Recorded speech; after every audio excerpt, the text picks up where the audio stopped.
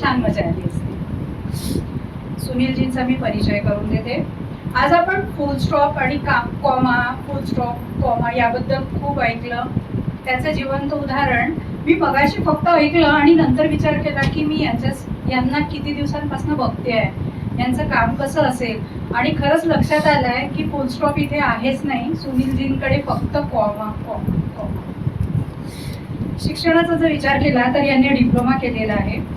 राष्ट्रीय स्वयंसेवक संघाचे एक प्रचारक म्हणून अरुणाचल प्रदेशमध्ये त्यांनी 15 वर्षाचं काम बघितलं आहे. आता सध्याच्या घटकेला प्रज्ञा प्रवाह क्षेत्र संयोजक म्हणून ते काम सांभाळत आहेत. आणि ईशान्याची वार्ता हे त्यांचं पुस्तक प्रचलित म्हणजे लोकांना आवडलेलं आहे. तर एकदा जोरदार टाळ्या वाजवूया आपण. आणि सुनीलजींना विनंती करते की थोडंसं आम्हाला मार्गदर्शन करा. सुबेदार जी ने थोड़ा सा ही बोलेंगे, क्योंकि सब लोग दिन भर बैठे हैं, मुझे कल्पना है. लेकिन आज दिन भर हम लोगों ने जो किया है, हम ही लोग रिवीजन कर लेते हैं कि जाते जाते क्या करना है. तो भारतीय विचार मंच का ये जो कार्यक्रम है, और अपने सभी मान्यवर बैठे हैं, अक्षर जी, कौशिक जी और अलका जी, और आप सभी प्रबुद्ध महिलागण, पुरुष भी है, सज्जन लोग भी बोलना पड़ेगा. तो आज सवेरे से हम लोगों ने जो नेतृत्व के बारे में अलग अलग भाषण सबने सुने. तो सप्रे जी ने भी बताया किस तरह से हमें राष्ट्र का विचार करना चाहिए. तो आरती कुलकर्णी जी ने बताया कि किस तरह से हम हमारे घर के आर्थिक पक्ष को देखना चाहिए, उसमें इन्वॉल्व होना चाहिए. ऐसे अलग अलग विषयों पर हमारी चर्चा हुई. और मुख्यतः एनजीओ संवाद हुआ. एनजीओ संवाद में कुछ 5-6 संस्थाओं को ही मुझे लगता है कि उनका वृत्त देखने को हम सबको मिला. कुछ लोग समय अभाव से रह गए, कोई बात नहीं. मतलब केवल एनजीओ का प्रेजेंटेशन और संवाद ऐसा हम लोग ले सकते हैं. तो जिनका नहीं हुआ उन्होंने दुख नहीं मानना, तो अगले वक्त वो जरूर होगा. और मंगेश जी और नेताजी ने भी पंच परिवर्तन के 5 बिंदु, इस पर भी हम लोगों से चर्चा की. तो आगे हमें करना क्या है. एक तो हम लोग एनजीओ बोलने से उसका नॉन गवर्नमेंट ऑर्गेनाइजेशन ऐसा नाम आता है, या उसको स्वयंसेवी संगठन भी बोलते हैं, वॉलंटियर ऑर्गेनाइजेशन. और एनजीओ 3 प्रकार के होते हैं, ये तो मानना ही पड़ेगा. एक तो है निस्वार्थ एनजीओ, जिनको खाली सेवा करनी है. जैसे हम बोल सकते हैं कि आपके परिवार जी के हैं, हम लोग देखते हैं हेमल कसा में वो कितने सालों से उस बेहद जंगल में रह के काम कर रहे हैं. या ऐसे छोटे मोटे भी काम करने वाले निस्वार्थ लोग बहुत हैं, जो समाज से कोई अपेक्षा नहीं करते और जो भी परिस्थिति है उसमें काम करते हैं. दूसरे हैं थोड़े प्रोफेशनल है, पैसा भी आए, काम भी चले, दोनों भी ठीक हो, नाम भी हो, तीनों चले, ऐसे प्रोफेशनल भी है. और तीसरे हैं पैसा ही पैसा चले, CSR फंड कहाँ मिलता है वहाँ दौड़ लगाए, वहाँ से और पैसा ले और ले, नाम भी हो, बड़े बड़े अवार्ड भी. लेकिन अभी वो मोदी जी का गवर्नमेंट आने के बाद वो एम्बुलेंस वैन अपने बाइक पे चलाकर पेशेंट्स को गांव-गांव में लेके जाके काम कर रहे हैं. एडमिट करने वाले लोग भी है. तो ऐसे लोगों को पद्मश्री अवार्ड वगैरह भी मिलने लग गया. तो सरकार भी दखल ले रही है कि वास्तव में एनजीओ करके कौन काम करता है, वो व्यक्तियों संस्थाओं को. तो इस 3 कैटेगरी में हम कहाँ हैं, हर एक ने अपना अपना हिसाब करना है. वो कोई बताएंगे नहीं कि आप किस कैटेगरी में आते. तो ये बात है. लेकिन हम जो एनजीओ का हम काम करते हैं उसमें एक बात तो पक्की है, चाहे पैसे से भी हो चाहे बिना पैसे की हो, सेवा तो करनी पड़ेगी. और कलयुग में क्या है, सेवा करना जान पे आता है. कलयुग का गुणधर्म ऐसा है कि सेवा करना जान पे आता है. कि किसी को बोलो कि भाई अरे आप मेडिकल में थोड़ी अटेंडेंस दो, 8 घंटा जाके बैठो पेशेंट के पास, साथ जाके वहाँ दवा ला के दो, वहाँ रात को रुको. तो हम देखते हैं हमारा मानवीय स्वभाव आज का ऐसा हो गया कि अरे कहाँ मुसीबत आ गई. तो सेवा धर्म सबसे कठिन धर्म है. और इसलिए जो सच में ये काम कर रहे हैं उनके लिए अपने तालियां जोर से बजानी चाहिए. ये जो कर रहे हैं इनकी कीमत हमें समझनी चाहिए कि एक व्यक्ति का नाम जप, ईश्वर पूजा, ये सब करने से भी कठिन सेवा का काम है। एक कुष्ठ रोगी को उठाना, गड्ढे से साफ करना बहुत कठिन काम है। तो एक घंटा भी दिन का किसी गरीब झुग्गी झोपड़ियों के बच्चों को पढ़ाना फ्री में, ये भी बड़ा कठिन काम है, समय देना। तो जो सेवा करने वाले हैं उनके भूमिका में हम जाएंगे तो हमें ध्यान में आएगा कि एनजीओ का चलाना इतना आसान नहीं है। तो ये सेवा भाव ये हमारे अंदर आना चाहिए। लेकिन ये जो सेवा भाव है ये हमारे पूर्वजों से हमारे अंदर आया है। हमारे पूर्वज भी ऐसे थे, दधीचि ऋषि थे, उन्होंने वृत्तासुर को मारने के लिए हड्डियां दे दी। ऐसे कई उदाहरण है, वो हमारे अंदर में आज भी है। और वो कहाँ दिखता है? वो बहुत सारी छोटी छोटी बातों में दिखता है। तो जब हमको ये सेवा का काम करना है, एनजीओ के माध्यम से जो परिवर्तन समाज में लाना है, तो हमारी जो दृष्टि है वो समदृष्टि है, सबको एक दृष्टि से देखें। उसको हम क्या बोलते हैं? एकात्म दृष्टि। हमें एक दृष्टि से देखना चाहिए कि कोई भी व्यक्ति हो, कैसा भी हो, लेकिन उसमें तो चार बातें तो है ही। शरीर है, उसको बुद्धि है, मन है और आत्मा है। उसका विचार करेंगे तो वो कैसे प्रवृत्ति का है वो हमको ध्यान में आता है, और उसी से समाज बनता है। और समाज में ये एकात्म दृष्टि है क्या, ऐसी हमको दिखती है क्या? तो हम देखेंगे, उसको देखने से हमको दिखती। अभी हम सवेरे कुछ दिन 15 दिन पूर्व एक चाय टपरी में चाय पी ले, तो चाय पीने को चाय बनाओ, वो चाय बनाया उसने और उसने जमीन पे डाल दी। पहला चाय बनती, तो बोला भाई जमीन पे डाल दिया, क्या बात? अरे नहीं, पहला चाय तो पृथ्वी माँ को देना पड़ता। तो एक चाय वाला इसको माता समझता, ये हमारी दृष्टि है। अब ये दृष्टि अमेरिका की है क्या मालूम नहीं, उसको माँ समझता कि नहीं लेकिन मालूम नहीं।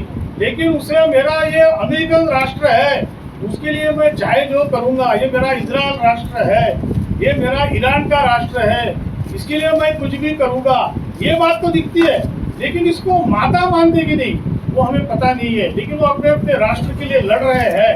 तो हमारे पूर्वजों ने इसको माता भूमि पुत्रो हम पृथ्वी, ये दृष्टि दी है। ये दृष्टि से हमने चलना है। अभी कुछ दिन पूर्व मेरे घर के सामने एक मंदिर है, मंदिर के सामने एक गुड़िया बैठी है, फूल बेचती है। अब वो फूल बेचती है बेचारी, तो उसको एक कार में से एक बच्चा आया, अमीर घर का बच्चा दिख रहा था, कार से उतरा और उसने फूल की जुड़ी मांगी, 10 रुपया दिया। और इसने भी उसको 10 रुपया दिया, तो उसने फूल भी डाले और फूल डालते हुए और एक आधा फूल एक्स्ट्रा डाल दिया। और डालने के बाद आश्चर्य इस बात का है कि उसने उस छोटे से लड़के को अपने गले लगाया, उसके सिर पे से हाथ घुमाया। उसका कोई कारण औचित्य नहीं था, उसने अपना एक आत्मीयता प्रेम दर्शाया। और एक अमीर घर का बेटा, एक गरीब बेचारी रास्ते पर फूल बेचने वाली महिला। अब इस घटना को आप किसमें वर्णित करें? ये हमारी दृष्टि है, ये हमारी जीवन की दृष्टि है। वो बुढ़िया ने उस छोटे से बालक को इतना प्रेम से अपने पास रखा और हाथ घुमाया। तो यह जो दृष्टि है ये हमारे अंदर में यह काम करते हुए रहनी चाहिए। तो उसका हम जो काम कर रहे हैं उसका इफेक्ट बहुत जोरदार होगा, असर होगा। और जब हमने बोला कि भाई स्वतंत्र चाहिए, तो गांधी जी ने क्या बोला? शुद्ध कताई करो, आप कपड़ा भी बनाओगे तो देश के लिए बनाओ, खादी का कपड़ा बनाओ, वो पहनो। तो ऐसे छोटे छोटे कार्यक्रम दिए। वो राम मंदिर बनाया तो सबको क्या बोला? एक एक ईंटें दो, एक एक रुपया दो, 10 रुपया दो। तो हमारा राष्ट्र जब महान होने की ओर अग्रसर होता है उसमें हमारा कॉन्ट्रीब्यूशन। तो भगवान राम ने भी हमने देखा है कि कैसे खालूताई का जो है कॉन्ट्रीब्यूशन दिया था, उसने बालूकंड गिलाया गिलहरी को। तो हमारा अभी अगले 2047 तक क्या हमारा कॉन्ट्रीब्यूशन रहेगा? तो हमारे सामने ये है कि 5 बातें को लेकर चलना। कौन सी बातें? वो जो बताया इन्होंने, समरसता, कुटुंब प्रबोधन, पर्यावरण, नागरिक कर्तव्य और स्व माने हम कौन है।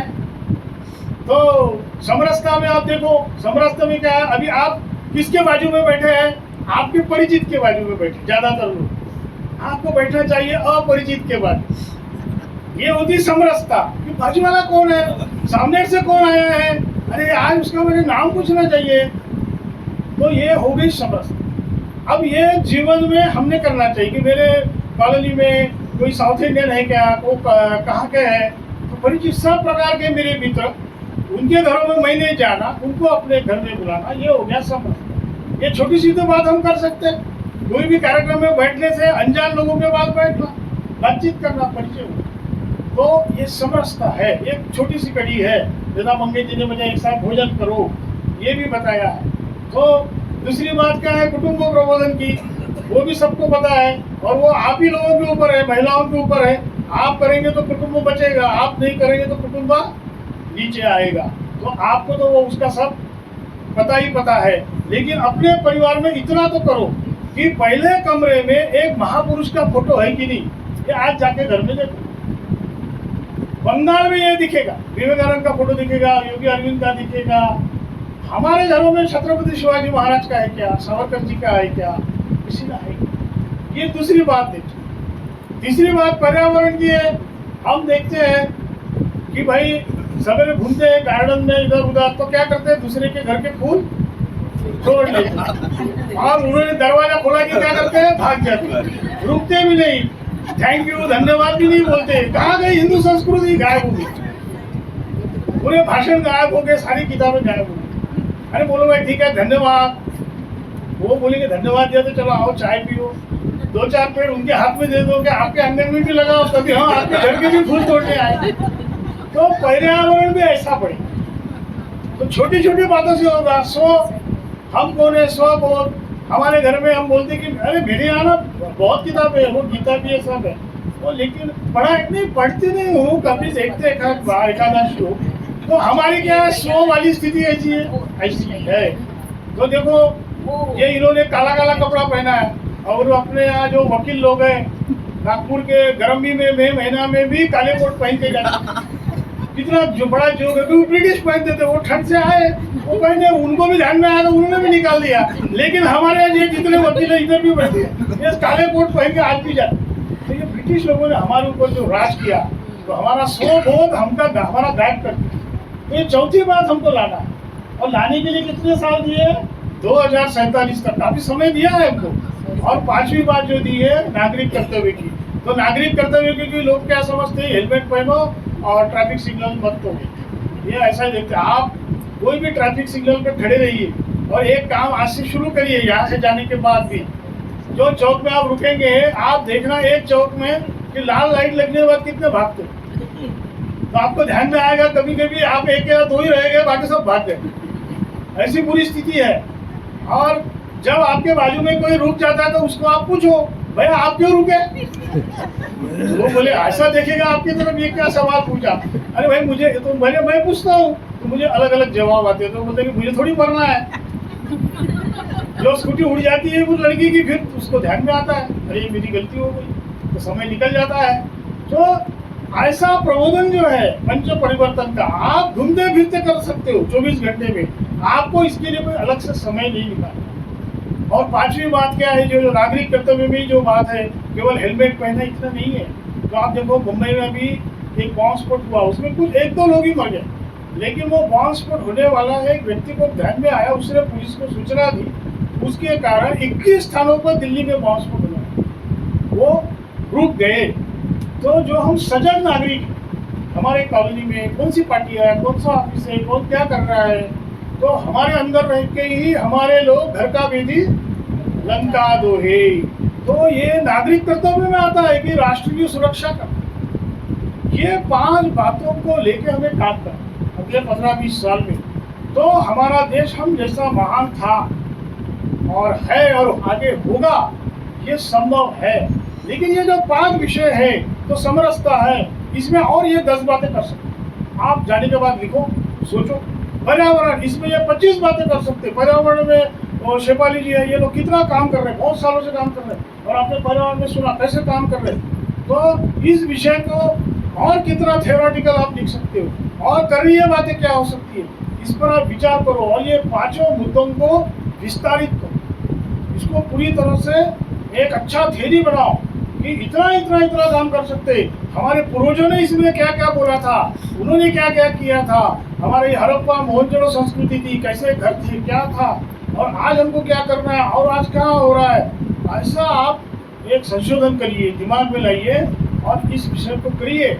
और जो आप एनजीओ को बुलाने का कारण है कि ये 5 बातें पंच परिवर्तन तेजी के साथ अगर होगी, ये क्या एनजीओ के माध्यम से, एनजीओ बोलना भी अच्छा नहीं लगता, स्वयंसेवी संगठनों के माध्यम से होगी। और स्वयंसेवी संगठन ये तेजी के साथ पूरे भारतवर्ष में करेंगे तो मुझे लगता है 2047 की भी जरूरत नहीं होगी। आप जाते जाते केवल एक मैं बात बताता हूँ कि हम सब भारतीय लोग जो है वो बहुत मस्त है। जो भारतीय इकट्ठा आ गए तो बोलते हैं कि डिस्कशन होता है, और एक भारतीय जो होता है वो इंटेलेक्चुअल होता है, विद्वान होता है। 2 आगे तो क्या होता है, चर्चा होती है, डिस्कशन होता है। और 3 के ऊपर आगे तो क्या हो जाता है, कंफ्यूजन हो जाता है। तो ये कंफ्यूजन नहीं होने देना है। कैसे, अभी हम कुछ दिन पूर्व हमारे कार्यकर्ता यहाँ बैठे, हम दोनों एक जगह घर गए और ये 5 बातें हमारे कार्यकर्ता ने उस परिवार को बताया। वो सुन रहा, उसने अच्छे से सुना, पंच परिवर्तन, अच्छा समझता, ये वो करना है करना है करना है। और थोड़ी देर के बाद उसने क्या बोला, ये 5 बातें मैं करता हूँ, ये तो मैं पहले से ही कर रहा हूँ। मुझे बड़ा आश्चर्य लगा और मुझे मन में लगा, वाह, ऐसा तो आदमी मिल गया जो 5 बातें ऑलरेडी कर रहा है। और फिर हम थोड़ी देर में बैठने के बाद उस घर से निकले बाहर, तो हमारे कार्यकर्ता जी को पूछा कि इसका पंच परिवर्तन हो गया क्या लगता है आपको? वो बोले नहीं हुआ। बोला क्यों? अरे वो तो पर्यावरण भी कर रहा है, सब कर रहा है। अरे उसकी पत्नी खड़ी थी, उसने हमको चाय के लिए भी नहीं पूछा, और वो नाश्ता कर रहा था हमारे सामने, उसके सामने अंगूर और संतरा था, उसने हमको एक अंगूर के लिए भी नहीं पूछा। तो ये तो अतिथि देवो भव भूल गया। ये हमारा भारतीय संस्कार अतिथि देवो भव भूल गया। तो ये पंच परिवर्तन जो है हमारे आचरण से और एकात्म दृष्टि के बिना नहीं होगा। तो इसको हम अध्ययन रूप में और कर्म रूप में हमारा संगठन का काम है। हमारा आपस में नेटवर्किंग होगा, हम आपस में एक में को समन्वय करके एक में को मदद करेंगे, और यह विषय समाज में हम सभी जगह ले जाएंगे, उसका परिणाम होगा। और कभी ना कभी बीच बीच में अगर जो एनजीओ है, कहीं सावनेर की है, कहीं गढ़चिरौली की है, तो कभी इन बातों पर आपने कुछ काम किया तो कभी हम बैठेंगे, आपका अनुभव क्या है, वहाँ गढ़चिरौली में जाके सुनेंगे, आपसे बात करेंगे। तो ये विषय किस तरह से आगे बढ़ रहा है और कैसा परिवर्तन आ रहा है, और वो परिवर्तन देखो आपको ध्यान में आएंगे, मेरे जीते जी इस जीवन में मैंने कुछ अच्छा होते हुए देखा, ऐसा हमें ध्यान में आएगा। इतना बोलकर मेरा वक्तव्य समाप्त। धन्यवाद सुनील जी।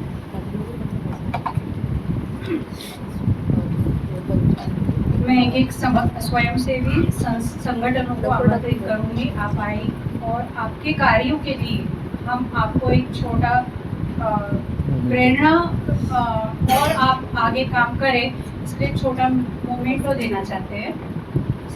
सर्वप्रथम नीरजा पाटिल, यशस्वी महिला मंडळ, ऋतु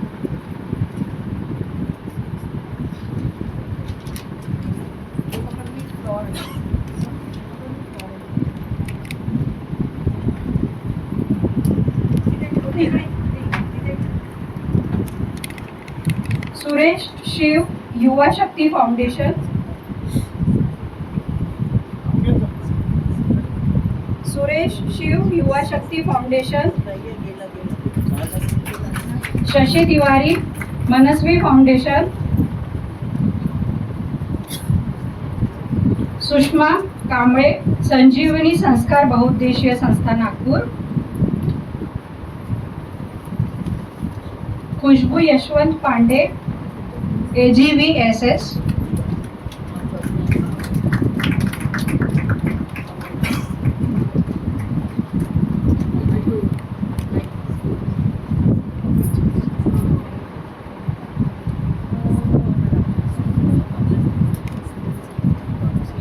सुमन मिश्रा, ब्राह्मण महिला बहुउद्देशीय संस्था. सुमन मिश्रा. शोभना बेलोंडे, कासार महिला मंडळ. अंजली तिवारी, ब्राह्मण शक्ती मंच, ब्राह्मण सखी मंच, सॉरी. धनश्री मिरे, ग्लोबल.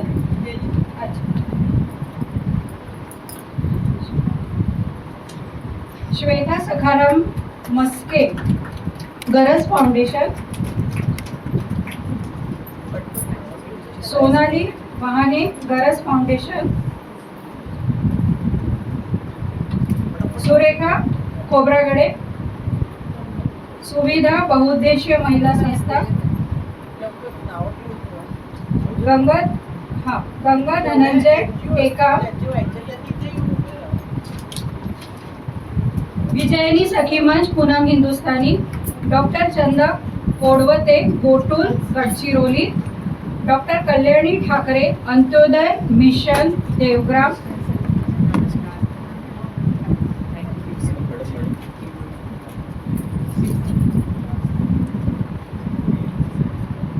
तृप्ती पशिने, गंगा काशी विश्वनाथ बहुउद्देशीय संस्था.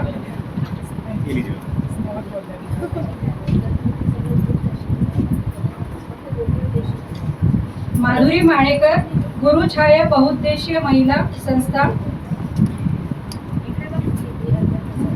गीता लोखंडे, दिव्यांग स्पेशल फाउंडेशन.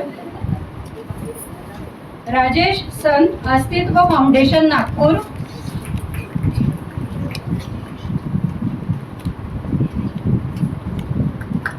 एस सुभद्रा, चिन्मय मिशन. शेफाली दूधबळे, अन्विती फाउंडेशन. पूजा धांडे, माऊली महिला संघटक मंडळ.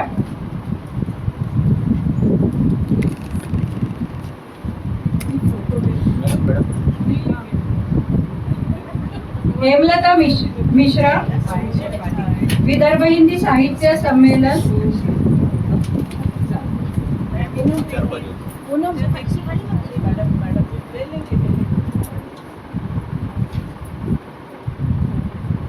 डॉक्टर वृषाली शिलेदार, आद्य ब्रह्मवादिनी फाउंडेशन. गरज फाउंडेशन, मनुश्री रावत. नाही